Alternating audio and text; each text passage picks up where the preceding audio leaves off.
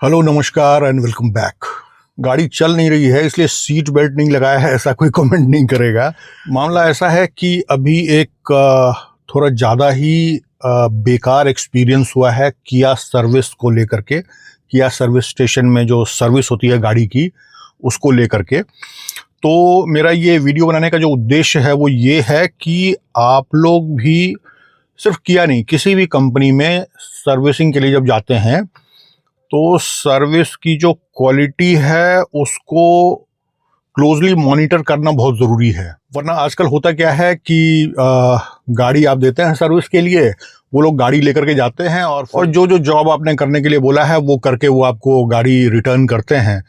वो काम हुआ या नहीं हुआ ये चेक करना इज़ वेरी इंपॉर्टेंट। देखिए, मेरा कोई उद्देश्य नहीं है किसी भी सर्विस सेंटर को बदनाम करना, इसलिए मैं जो प्रूफ भी आपको दिखाऊंगा, जो सर्विस सेंटर से जो मेरे को जो रिसिप्ट जो मिली है, बिल कॉपी जो है, उसमें मैं क्या है सर्विस सेंटर का नाम को हाइड कर दूंगा क्योंकि I don't want to defame anyone.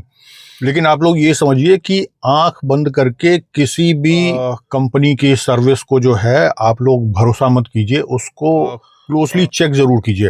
देखिए, किया की गाड़ी सेल्टॉस जो है ये मैं पिछले 3-3.5 साल से चला रहा हूँ।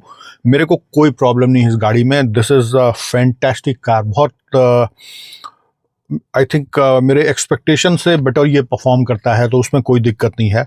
60,000 से ज़्यादा किलोमीटर मैंने चलाया है। ये 60,000 किलोमीटर पे जो सर्विस होती है उसका एक्सपीरियंस मैं आप लोगों के सामने शेयर करूंगा आज। सर्विस में भी कैसी सर्विस होती है, मेरे को आज तक कभी कोई कंप्लेन नहीं हुआ क्योंकि ये 60,000 में गाड़ी आज तक कभी भी किसी तरह का कोई ऐसा मेरे को फील नहीं हुआ कि सर्विस में कहीं कोई कमी थी। लेकिन इस बार की सर्विस का जो एक्सपीरियंस है वो तो डराने वाला है। जब मैं पूरा डिटेल बताऊंगा तो आप लोग भी सोचेंगे कि ऐसा अगर कोई सर्विस स्टेशन कर रहा है। देखिए, सर्विस सेंटर इस तरह का नेग्लिजेंस या इस तरह का क्या कहूँ मैं, नेग्लिजेंस से ज़्यादा बड़ा चीज़ है। इस तरह का गलत प्रैक्टिस जो है वो आसानी से खुद से नहीं कर सकता है। इतनी बड़ी कंपनी है, मल्टीनेशनल कंपनी है, हर बहुत सारे कंट्री में इसका सर्विस है, शोरूम है, सारी चीज़ें हैं। हर चीज़ का एक स्टैंडर्ड ऑपरेटिंग प्रोसीजर होता है, उसको आप जब फॉलो करेंगे तो इस तरह का बैड एक्सपीरियंस कस्टमर को नहीं मिलेगा। लेकिन मेरा जो एक्सपीरियंस है उससे ये लगता है कि किया company is not very keen in these kind of procedures and all. सबसे इम्पॉर्टेंट चीज़ ये है कि गाड़ी आप कितनी भी अच्छी बना रहे हैं, सर्विस की क्वालिटी अगर आपकी बहुत शानदार नहीं है, बहुत ज़बरदस्त एक्सपीरियंस अगर आपके कस्टमर को नहीं मिल रहा है, तो बढ़िया गाड़ी होते हुए भी कंपनी का पैकअप होने में टाइम नहीं लगता है। तो ये मेरे ख्याल से किया कंपनी को समझना चाहिए। मैं डेफिनेटली इस वीडियो में किया इंडिया को मैं टैग ज़रूर करूँगा। देखते हैं उनके तरफ से क्या रिस्पॉन्स आता है। अब हम लोग आते हैं असली मुद्दे पे। देखिए, मेरा इतना भरोसा था कंपनी के ऊपर कि मैं गाड़ी को ले करके सर्विस सेंटर भी नहीं जाता था। मैं बोल देता था आप किसी ड्राइवर को भेज के कार जो है वो पिक करवा लो और सर्विस करके वापस मेरे यहाँ भेज देना। पेमेंट जो भी होता है वो, हालांकि मेरा पेमेंट का ज़्यादा कुछ लफड़ा होता नहीं है क्योंकि लगातार जब से ये गाड़ी मेरे पास है तो गाड़ी में किया कंपनी का माई कन्वीनियंस करके पैकेज होता है। अलग अलग कंपनी में अलग पैकेज होता है, तो मैंने वो पैकेज भी ले रखा है।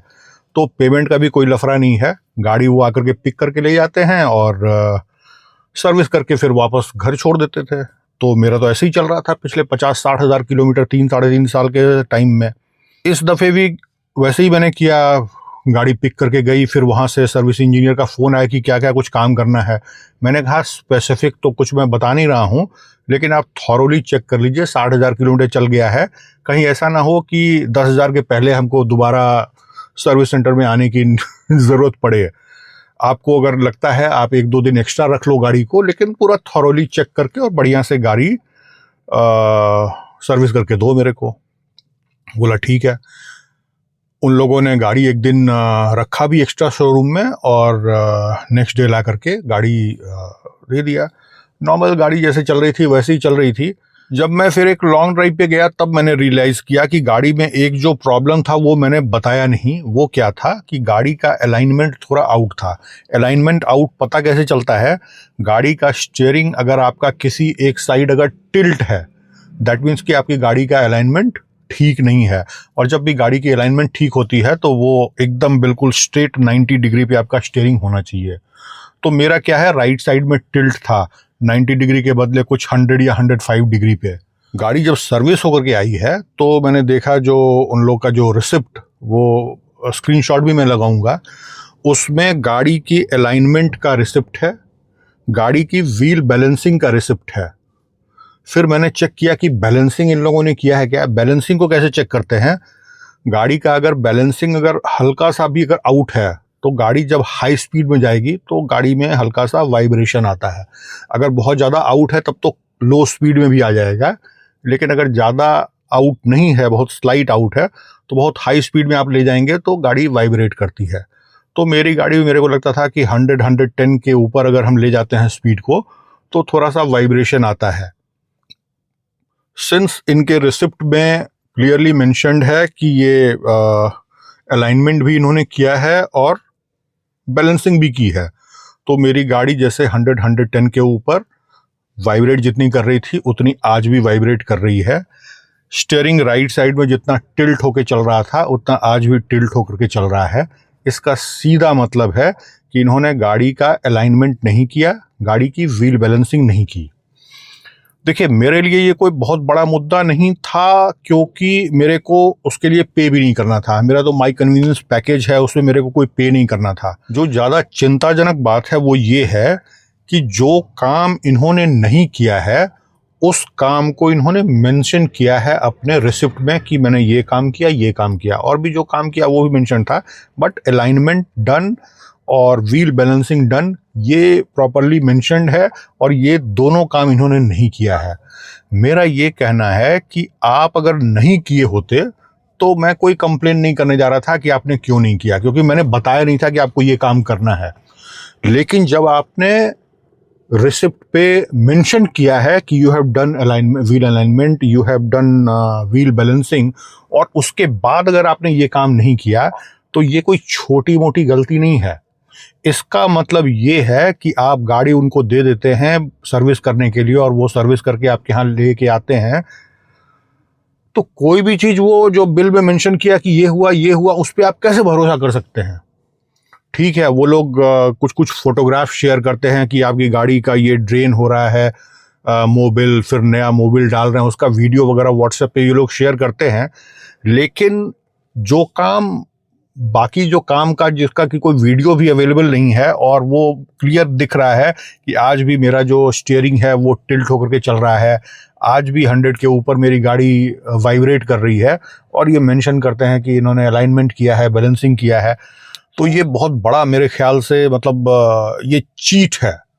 और मैं सिर्फ सर्विस सेंटर को इसके लिए जिम्मेवार नहीं मानता हूँ, क्योंकि अल्टीमेटली सर्विस सेंटर के ऊपर में कंपनी है, और कंपनी का एक प्रोसीजर तो होना ही चाहिए कि अल्टीमेटली मेरे कस्टमर को किस तरह का एक्सपीरियंस मिल रहा है।